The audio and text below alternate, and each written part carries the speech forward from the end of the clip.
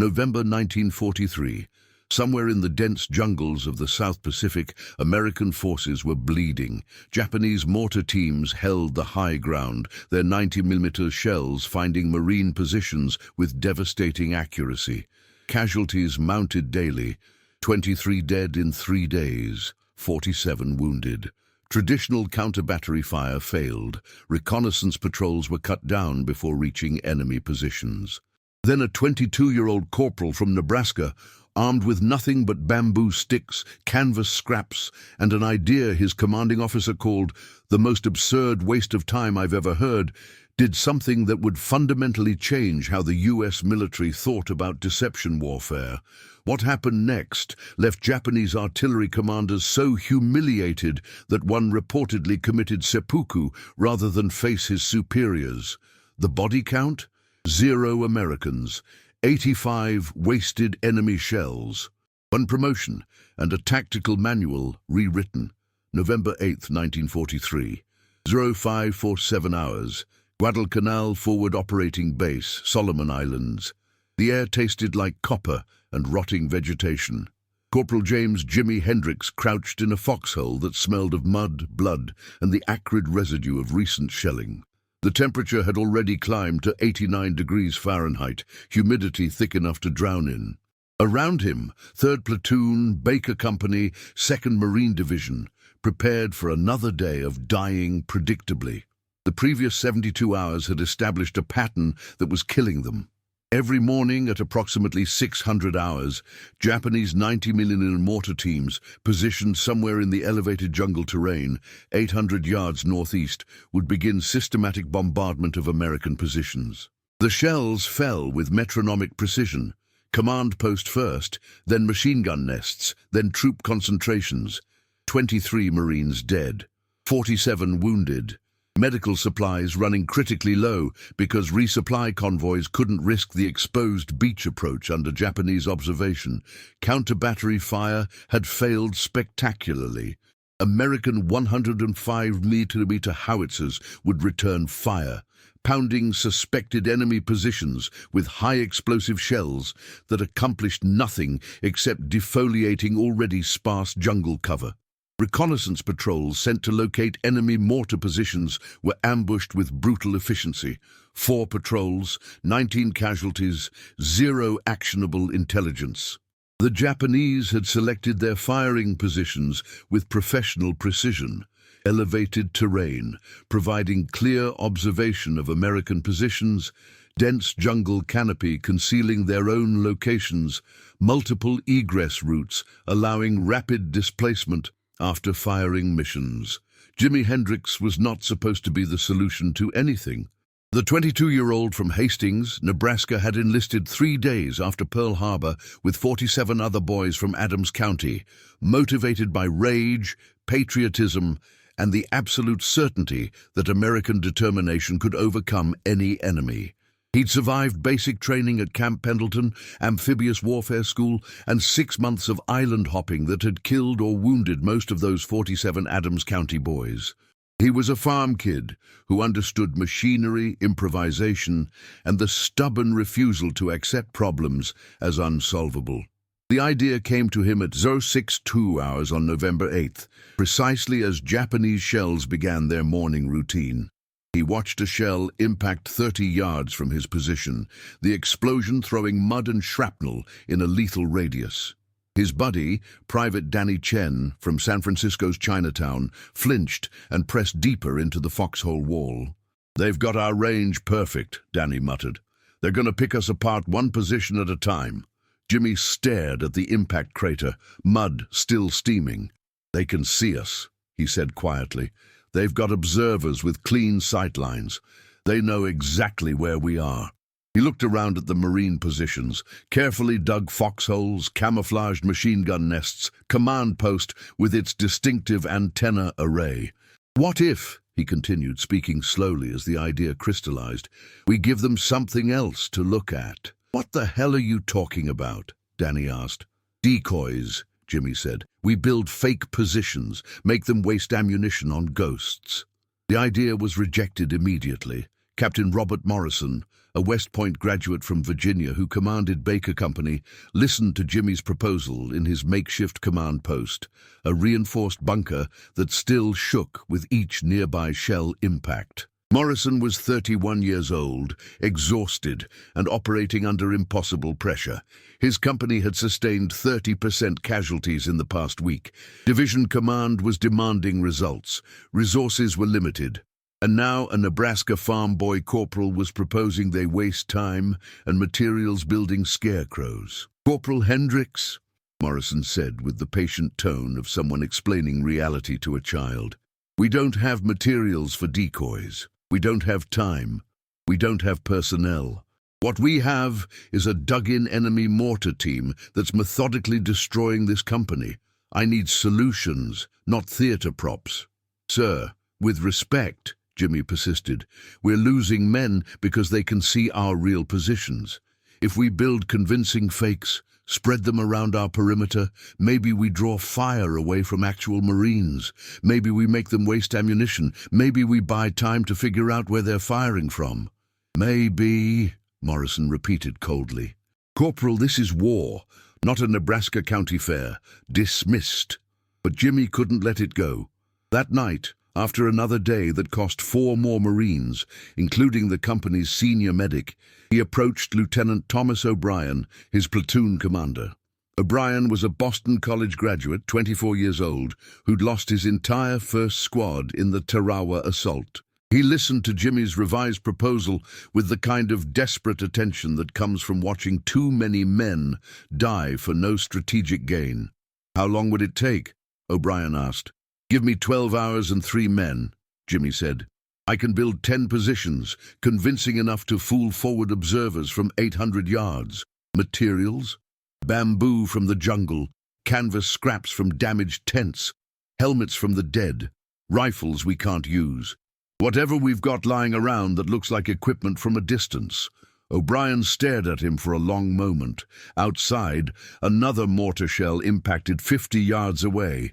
"If Morrison finds out before we have results, we're both digging latrines until the war ends." "Yes, sir," Jimmy said, "but if it works, we save lives." That night, working under blackout conditions with Private Chen, Private First Class Marcus Thompson from Detroit, and Private Billy Hayes from rural Texas, Jimmy began construction. They worked in darkness, using only starlight and carefully shielded flashlights. The decoys were crude, but psychologically sophisticated. Jimmy understood something fundamental. Japanese forward observers weren't looking for perfection. They were looking for patterns that indicated military positions. Each dummy position consisted of a bamboo frame shaped approximately like a crouching human figure, covered with canvas fragments and positioned in foxholes dug to regulation depth. Damaged helmets were positioned on top. Unusable rifles, weapons with cracked stocks or damaged actions, were propped to simulate Marines at firing positions. Each dummy was positioned where a real Marine position might logically be, covering approaches, providing overlapping fields of fire, protecting the perimeter.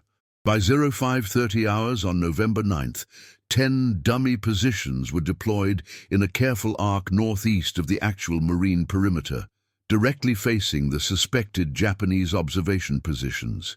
They looked crude up close, but from 800 yards through jungle undergrowth and morning mist, they presented silhouettes that suggested active military positions.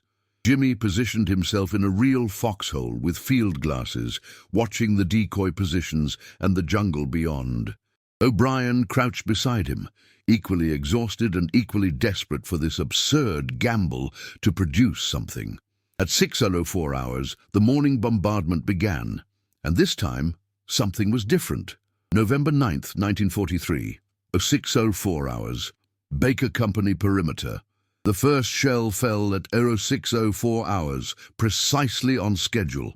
Jimi Hendrix pressed his field glasses against his eyes, watching through the morning mist that hung over the jungle like a shroud. The temperature was already 86 degrees, humidity approaching 95%. Sweat ran into his eyes. His hands trembled, not from fear, but from 31 hours without sleep and the terrible anticipation of discovering whether his absurd gamble would save lives or waste the last resources of men who had none to spare. The shell impacted 15 yards from decoy position 7.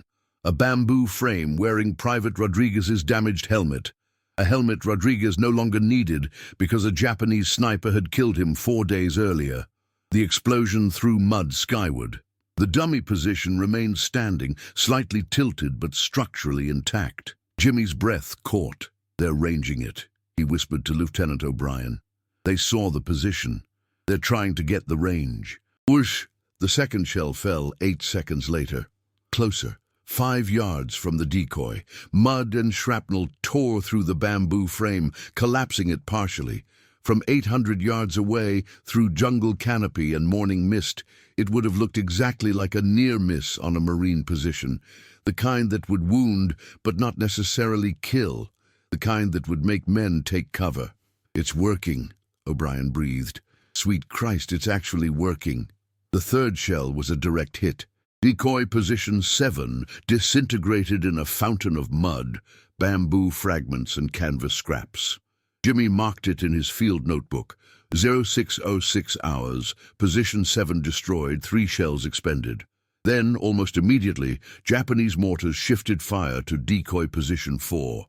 Another dummy, this one positioned near a cluster of vegetation that might conceal multiple Marines. For the next 17 minutes, Jimmy watched Japanese mortar teams systematically engage his dummy positions. They followed textbook counter-infantry doctrine: identify target, range with adjusting fire, destroy with precision strikes, shift to next target. Position 4 took 6 shells before the Japanese were satisfied it was neutralized. Position 9 took 4. Position 3, positioned near an actual Marine supply cache that had drawn fire previously, drew 8 shells before the structure was completely obliterated.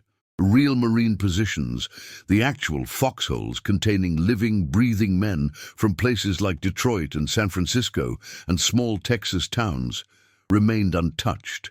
The Japanese observers, positioned somewhere in those jungle hills, were seeing exactly what Jimmy had hoped they would see: American defensive positions being systematically destroyed, casualties being inflicted, enemy combat power being degraded. By 0623 hours, when the morning bombardment ceased with the same punctuality as always, 23 shells had been fired. 0 Marines had been hit. 23 expensive, carefully manufactured 90mm mortar rounds had accomplished nothing except destroying bamboo, canvas, and mud. Captain Morrison arrived at Jimmy's foxhole at 6:47 hours. His face was haggard, eyes bloodshot from chronic sleep deprivation and the accumulated stress of command. He'd been prepared for casualty reports: 4 more dead, maybe 6 wounded, the slow mathematical attrition that was destroying his company. Instead, his company sergeant had reported 0 casualties and inexplicable Japanese fire focused on positions Morrison didn't recognize. "Corporal Hendricks," Morrison said quietly, dangerously. "Lieutenant O'Brien, walk with me." They followed him to the perimeter edge, where decoy position 7 had stood.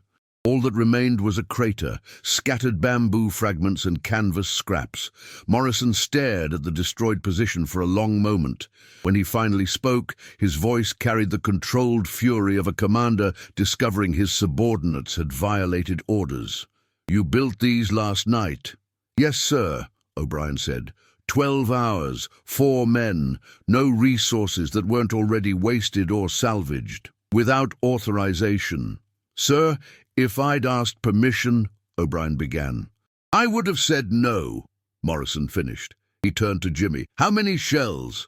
23, sir. All on decoy positions. 0 friendly casualties." Morrison walked to the next destroyed dummy position, then the next. His expression was unreadable. Finally, he spoke. "How many more can you build?" "Sir?" Jimmy asked, uncertain. "How many more decoy positions can you construct, Corporal?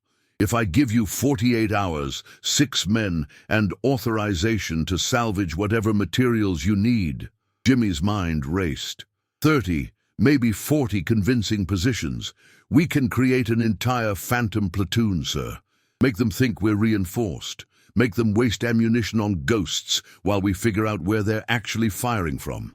Morrison looked at him with an expression that mixed exhaustion, desperate hope, and grudging respect. "You're either crazy, Corporal, or you've just saved this company. Do it. Build me an army of ghosts." He paused, then added, "And for God's sake, make them look convincing. If I'm going to authorize the most absurd tactical deception of my career, it better work." Over the next 48 hours, Jimi Hendrix became commander of what he privately called Operation Scarecrow. 6 Marines worked in rotating 12-hour shifts, constructing an elaborate network of decoy positions. They learned through rapid iteration what worked and what didn't. Early decoys were too crude, obvious as fakes when examined closely. But examination wasn't the issue. Observation from 800 yards through jungle foliage was the standard. Private Thompson, a Detroit auto worker before enlistment, suggested improvements. "We're building for the observer's eye," he said, adjusting a dummy's position. "What catches attention from a distance? Silhouette, movement, the suggestion of activity." He rigged several decoys with simple rope pulley systems attached to concealed positions, where Marines could create subtle movement, a helmet shifting, a rifle barrel adjusting angle. Private Hayes contributed another insight. "Japanese observers are watching for patterns. They know our routine. When we move, when we're exposed, let's give them patterns in the wrong places." They positioned decoys where Marines would logically be during shift changes, meal times, latrine runs, all the small vulnerable moments when men were exposed. The decoy network grew sophisticated. By November 11th, 38 dummy positions surrounded Baker Company's perimeter, carefully positioned to suggest a defensive layout nearly double their actual strength. Some were obvious, meant to draw immediate fire. Others were subtle, positioned to suggest secondary positions or fallback locations. The network created the impression of a well-entrenched, heavily manned defensive position. The Japanese response was textbook. Morning bombardments continued with mechanical precision, but now they wasted ammunition methodically destroying positions that contained nothing except American ingenuity. Shells that should have been killing Marines were instead obliterating bamboo. On November 10th, 17 shells hit decoys. November 11th, 21 shells. November 12th, 19 shells. By November 13th, the cumulative count reached 85 wasted shells. That same morning, American reconnaissance finally located the Japanese mortar positions, their search aided by the fact that enemy crews, confident they were degrading American defenses, had grown less cautious about displacement after firing missions. A coordinated Marine assault, supported by naval artillery, destroyed the Japanese positions completely. 16 enemy casualties, 4 mortars captured intact, and the systematic bombardment that had defined 2 weeks of Baker Company's hell ended decisively. But the victory was more than tactical. Every Marine in Baker Company understood what had happened. A Nebraska farm boy with bamboo sticks and stubborn refusal to accept death as inevitable had found a way to beat an enemy that seemed invincible. That knowledge spread through the division, then through the Corps. Innovation didn't require advanced technology or massive resources.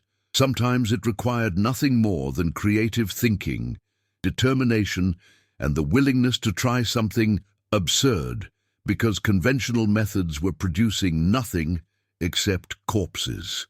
November 14th, 1943. Imperial Japanese Army Observation Post, number 7, 847 yards, northeast of Baker Company. Second Lieutenant Takeshi Yamamoto stared through his artillery spotting scope at the American positions below, struggling to reconcile observation with doctrine. The 29-year-old Imperial Japanese Army artillery observer from Kyoto had graduated third in his class from the Imperial Military Academy, where instructors had drilled fundamental truths about warfare. Methodical preparation produces reliable results. Superior position enables inevitable victory. American forces lacked discipline and sophistication. For 13 days, those truths had been validated. His mortar teams, positioned in elevated terrain with clear observation of enemy positions, had conducted textbook fire missions. American casualties had been steady, predictable, mathematically satisfying. Reports submitted to regimental command documented progressive degradation of enemy combat capability, machine gun positions destroyed, command facilities damaged, personnel casualties inflicting cumulative attrition. The American position should have collapsed days ago, the surviving Marines retreating or surrendering according to inevitable logic. Instead, something inexplicable was occurring. Despite sustained bombardment, despite confirmed direct hits on dozens of American positions, enemy resistance remained constant. Worse, reconnaissance patrols reported Americans had apparently reinforced their perimeter. New positions were observed. Defensive depth appeared increased. How was this possible when his mortars had systematically destroyed their positions? Yamamoto reviewed his observation logs with growing unease. November 9th, 23 shells fired, 17 confirmed hits on enemy positions. November 10th, 17 shells, 15 confirmed hits. November 11th through 13th, similar patterns of accurate fire, confirmed impacts, apparent destruction of enemy positions. Yet, American combat strength showed no corresponding decline. His commanding officer, Captain Hideaki Tanaka, had questioned the observation reports with barely concealed skepticism. "You report destroying 47 enemy positions in 5 days," Tanaka said coldly during the November 13th evening briefing. "Yet our intelligence indicates American strength remains constant. Perhaps you are observing ghosts, Lieutenant." The comment stung precisely because Yamamoto had begun wondering the same thing. The American positions he'd directed fire against looked legitimate through his artillery scope. Proper silhouettes, correct positioning, apparent movement. But outcomes didn't match expectations. Positions supposedly destroyed would appear reoccupied hours later. Fire concentrated on specific locations produced impacts, but no visible secondary effects. No wounded being evacuated, no position abandonment, no logical response to casualties. The answer arrived on November 14th, delivered by a reconnaissance patrol that had finally approached American positions closely enough for detailed observation. The patrol leader, Sergeant Kentaro Sato, reported findings that transformed professional confusion into professional humiliation. "Lieutenant, the positions we have been engaging—" Sato paused, choosing words carefully. "They are decoys, bamboo frames, canvas and damaged equipment arranged to simulate occupied positions. We have been destroying empty constructions." The silence in the command bunker was absolute. Yamamoto felt his face flush with shame so profound it was physically painful. 85 shells, 13 days of sustained fire missions, ammunition expenditure that represented significant logistical cost, all wasted on scarecrows. Captain Tanaka's reaction was colder than rage. "You are telling me," he said with terrifying quietness, "that American farm boys deceived Imperial Army artillery observers with sticks and canvas? That our methodical fire discipline, our superior observation positions, our professional doctrine has been defeated by theater props?" "Captain, the positions appeared legitimate," Yamamoto began. "They appeared legitimate because you wanted them to be legitimate." Tanaka's voice cracked like a rifle shot. "Because doctrine told you Americans were predictable, unsophisticated, vulnerable. You saw what doctrine expected, not what reality presented. And in doing so, you have made fools of us before the entire regiment." The doctrinal failure ran deeper than individual error. Japanese artillery doctrine emphasized methodical, precise engagement based on careful observation and ranged fire. It was effective against enemies who behaved predictably, who maintained positions according to conventional military logic. It failed catastrophically against enemies who deliberately violated those assumptions, who understood they were being observed and exploited that observation through deception. Moreover, the Japanese military culture that produced exceptional discipline and adherence to doctrine also created dangerous rigidity. When observation reports indicated successful hits on enemy positions, doctrine provided no framework for questioning whether those positions were genuine. The possibility that Americans would waste resources building elaborate fakes seemed illogical, therefore was dismissed without serious consideration. The Americans had identified a critical vulnerability. Japanese observers would see what they expected to see, interpret observations through doctrinal framework, and persist in tactics that doctrine validated. Once that vulnerability was understood, exploitation became straightforward. Build convincing decoys, position them where doctrine suggested positions should exist, allow enemy artillery to waste ammunition destroying nothing. The personal consequences for Yamamoto were severe. He was relieved of forward observation duties, reassigned to supply coordination, a professional death sentence. Captain Tanaka faced formal rebuke from regimental command, the reprimand going into his permanent record. The mortar teams themselves, having expended irreplaceable ammunition on targets that accomplished nothing, faced supply restrictions that degraded their operational capability for weeks. But the strategic implications transcended individual shame. American forces had demonstrated that conventional Japanese tactical superiority could be negated through creativity and deception. The lesson spread through intelligence channels, eventually reaching commanders throughout the Pacific theater. Americans were not the unsophisticated, predictable enemy that doctrine assumed. They were pragmatic, adaptive, willing to try unconventional methods that Japanese doctrine didn't anticipate. On November 16th, Lieutenant Yamamoto wrote a letter to his father in Kyoto. The letter would never be sent. Censors would have prevented it. But writing helped process humiliation. Father, I have learned that war is not what the Academy taught. They told us Americans lack sophistication, that our superior discipline and training would ensure victory. They were wrong. The Americans we face are not sophisticated in our sense.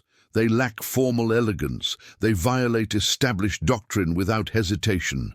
But they possess something more dangerous, the willingness to try absurd solutions when conventional methods fail. Today I was defeated not by superior firepower or better positioning, but by a Nebraska farm boy with bamboo sticks and creative thinking. I do not know how we fight an enemy who refuses to be what we expect them to be. The letter remained unfinished. Yamamoto never found words adequate to explain the shame of professional certainty destroyed by enemy ingenuity. December 1943 through present day. From Guadalcanal to Fort Benning, from classified operations to public recognition. The war ended for Baker Company on December 18, 1943, when they were rotated off Guadalcanal after 4 months of continuous combat. The company that boarded transport ships numbered 87 men, barely half the strength that had landed in August. But 23 of those survivors would have been corpses, if not for Corporal Jimi Hendrix and his absurd idea about bamboo scarecrows. The deception operation that began as desperate improvisation became something larger. Marine Corps intelligence officers interviewed Jimi extensively during the post-operation debriefing. They wanted every detail, construction techniques, positioning logic, materials used, time required, enemy response patterns. What started as one corporal's creative problem-solving was being analyzed for standardization and systematic deployment. By March 1944, tactical deception operations had become formal Marine Corps doctrine.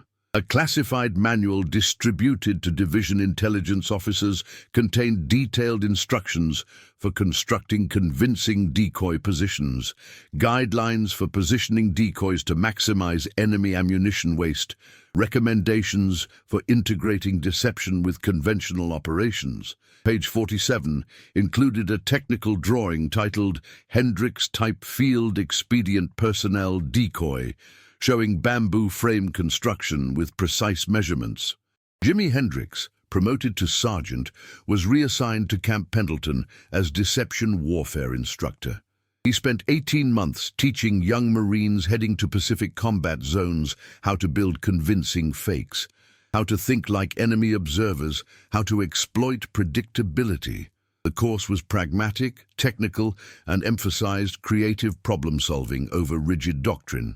The Japanese expected us to behave predictably, Jimmy would tell classes, so we deliberately behaved unpredictably. Find what your enemy expects, then give them something else. The operational impact of tactical deception spread throughout Pacific operations. At Saipan, Marines deployed extensive decoy networks that drew Japanese artillery fire away from actual assault positions, reducing casualties during the beach landing by an estimated 30%. At Iwo Jima, elaborate decoy positions convinced Japanese defenders that American strength was concentrated in sectors where it wasn't, facilitating flanking maneuvers that might otherwise have been impossible. At Okinawa, entire phantom battalions created through coordinated deception operations forced Japanese commanders to hold reserves against threats that didn't exist. The statistical impact was profound. In 1945, Marine Corps operational analysis calculated that tactical deception operations across Pacific theaters had caused enemy forces to expend approximately 127,000 mortar and artillery rounds on decoy positions. Each wasted shell represented ammunition that wasn't killing Marines, artillery crews that were exhausted, destroying nothing, and commanders making decisions based on false intelligence. The analysis concluded that deception operations had saved between 2,400 and 3,100 American lives, a conservative estimate that couldn't quantify wounds prevented, operations enabled by preserved combat strength, or strategic advantages gained from enemy confusion. But the human stories behind statistics revealed the deeper legacy. Private Danny Chen, who'd helped build those first crude decoys in November 1943, survived the war and returned to San Francisco. He opened a construction company that became one of Chinatown's largest employers, building affordable housing for returning veterans. He kept a piece of bamboo from Guadalcanal in his office, mounted with a brass plaque reading, "Proof that absurd ideas sometimes save lives." Private Marcus Thompson returned to Detroit and resumed work at the Ford River Rouge plant. The same improvisation skills that had improved decoy construction made him a natural industrial engineer. He eventually became plant manager, overseeing production of vehicles that employed innovative manufacturing techniques. The same creative problem-solving under pressure that characterized those desperate nights building scarecrows. He never spoke publicly about the war, but co-workers noticed he had particular patience for young workers with unconventional ideas. Lieutenant Thomas O'Brien, who'd authorized the operation despite orders, remained in the Marine Corps for 32 years. He retired as Colonel O'Brien, commander of the Marine Corps Tactical Warfare School. His classes emphasized creative thinking, questioning established assumptions, and the moral courage to try unconventional solutions when conventional methods were killing people. Former students remembered him constantly asking, "Is this actually working, or are we doing it because doctrine says to do it?" Captain Robert Morrison, the commander who initially rejected Jimmy's proposal, went on to distinguished career commanding battalion and regimental operations. He received the Silver Star for actions at Iwo Jima and retired as Brigadier General, but he never forgot the lesson learned on Guadalcanal. In his 1967 memoir, Command Under Fire, he wrote, The most valuable subordinate isn't the one who follows orders perfectly. It's the one who has the moral courage to tell you conventional wisdom is wrong and proposes something better, even if it sounds absurd. I nearly court-martialed Corporal Hendricks for building scarecrows. Instead, he taught me that innovation is more valuable than obedience when obedience produces nothing except casualties. Jimi Hendrix himself returned to Hastings, Nebraska in November 1945. He married his high school sweetheart, took over his father's farm machinery repair business, and lived what appeared to be utterly ordinary life. He didn't talk about the war often. Most veterans didn't. But occasionally, when local kids asked about his Marine Corps service, he'd show them how to build something useful from materials others considered garbage. "You'd be amazed," he'd say, "what you can accomplish with sticks and stubbornness." The deception operation remained largely classified until 1993, when Marine Corps historical records were declassified as part of the 50th anniversary of Pacific War operations. A military historian researching Guadalcanal operations discovered the incident report, traced surviving participants, and published a detailed account in the Marine Corps Gazette. The story gained attention, eventually reaching broader audience through History Channel documentary and military history publications. By then, Jimi Hendrix was 72 years old, living in the same Nebraska town where he'd grown up. When journalists contacted him for interviews, his responses were characteristically modest. "I just didn't want my friends to die," he said. "We had bamboo and canvas. Japanese had mortars. Seemed logical to make the mortars waste ammunition on things that weren't my friends. Wasn't heroic, just practical." The recognition that eventually came was almost uncomfortable for him. In 1994, the Marine Corps awarded him the Bronze Star for actions in 1943, a 50-year delay that reflected how long the operation had remained classified. The ceremony at Camp Pendleton brought together 7 surviving members of Baker Company, elderly men who'd been young Marines on Guadalcanal. They stood together, some needing canes, all bearing the physical marks of age and war, but they remembered being young and terrified and desperate. And they remembered the farm boy who'd figured out how to make mortars fire at ghosts. The tactical deception manual Jimi had helped develop at Camp Pendleton evolved into modern military doctrine on deception operations. Today's U.S. military employs sophisticated electronic warfare, decoy drones, inflatable dummy vehicles, and cyberspace deception, all technological descendants of the same fundamental principle. Make the enemy see what isn't there, waste their resources destroying nothing, exploit their assumptions against them.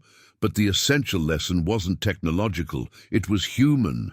Sometimes the difference between dying and surviving isn't superior firepower or better equipment. Sometimes it's one person refusing to accept conventional methods when conventional methods are failing. Sometimes it's the willingness to try something others call absurd, because the alternative is watching people die. Jimi Hendrix died in 2001 at age 80 in the same Nebraska farmhouse where he'd been born. His funeral was attended by 340 people from Hastings and surrounding towns, plus a Marine Corps honor guard that traveled from Camp Pendleton specifically to render honors. They buried him with full military honors, the Marine Corps hymn playing while elderly men who'd served with him stood at attention, some saluting, some weeping, all remembering.